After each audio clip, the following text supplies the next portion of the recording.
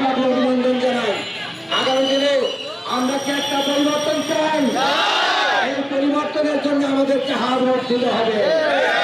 সম্মানিত এলাকাবাসী, ফুটপাতের ব্যবসায়ীবৃন্দ, দোকান ব্যবসায়ীবৃন্দ, আপনাদেরকে একটি কথা বলে দিতে চাই, আগামী দিনে আমাদেরকে যদি ভোট দেন, ফুটপাত থেকে কোনো চাঁদাবাজি হবে না, এখন কোনো ব্যবসায়ীকে চাঁদা দিতে হবে না, কোনো সন্ত্রাসী রাস্তারা থাকবে না। সন্ত্রাসী যত বড় শক্তিশালী হোক, তাকে আমরা সমূলে নির্মূল করবো ইনশাআল্লাহ। আইনের হাতে তুলে দেওয়া হবে। ভয় দেখিয়ে, ভীতি দেখিয়ে কোনো লাভ হবে না।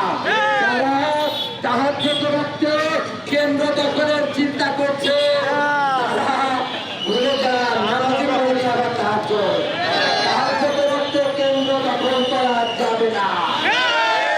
চোরের দলটির গৃহস্থ 12 তারিখ জনগণ জেগে থাকবে, 11 তারিখ রাত্রে জেগে থাকবে। সেদিক দিয়ে কেন্দ্র করবেন, সেই দিক থেকে ঘিরাও দিয়ে গণপিটনি দিয়ে তাকে ক্ষমা করা হবে না। আপনি যত বড় যাই হন না কেন, বাংলাদেশের আইন শৃঙ্খলাকে, বাংলাদেশের গণতন্ত্রকে আপনারা বিদ্যাঙ্গুলি দেখাতে পারবেন না, ভয় পাবেন না। সন্ত্রাসীরা অলস পালানোর পথের ভিতরে সন্ত্রাসী কার্যক্রম চালায়, তাদের আমরা কোন সন্ত্রাসীদের জায়গা দেব না। মাঝে মাঝে কোনো কোনো জায়গায় আমাদের ভাই এবং বোনদেরকে হুমকি দেওয়া হচ্ছে।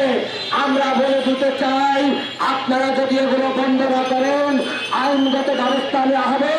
যদি আইন শৃঙ্খলা বাহিনী ব্যর্থ হয়, পরবর্তী যা করণীয় তাই করা হবে। কারোর কাছে আত্মসমর্পণ করা হবে না। আগামী দিনে সচেতন থেকে ভোট যুদ্ধে এগিয়ে আসার আহ্বান জানিয়ে সচেতন নাগরিক হিসেবে ন্যায় এবং ইনসাফের প্রতীকে ভোট দেন।